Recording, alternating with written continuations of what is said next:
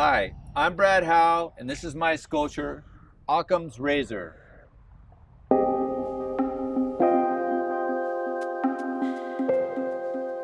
I am a sculptor.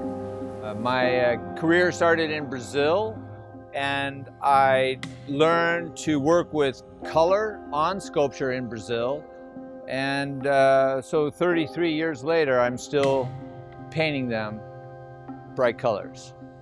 In this particular case, for the city of San Mateo, working with Steve Dolan, we created a concept through kind of a process of conversation, a concept for the Essex company that is developing a whole city block in San Mateo that includes apartments and retail.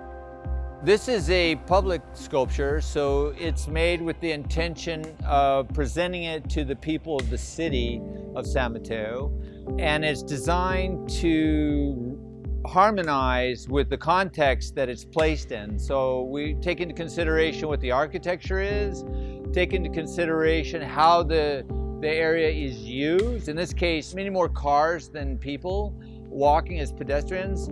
So in some ways we had to make artwork that was relevant to the experience of the people of San Mateo. Eventually there'll be seating here, and you can, have a coffee or read a book or something here. And that sculpture was really designed to give you this sense of almost implied shelter. So it cantilevers over your head if you're sitting up close next to it. The piece itself is like a puzzle. So it was brought in 3 components. They're very large. They're brought from Southern California on the back of a flatbed truck. And then they had to be craned up with 2 cranes, bringing the pieces together. It had to be sort of fit together like a Chinese puzzle with huge scale. It was quite an ordeal. There were about 10 people involved, and it took 12 hours. This sculpture is really a conversation about geometry and architecture. My most recent work has to do with the idea of positioning planes together to create space.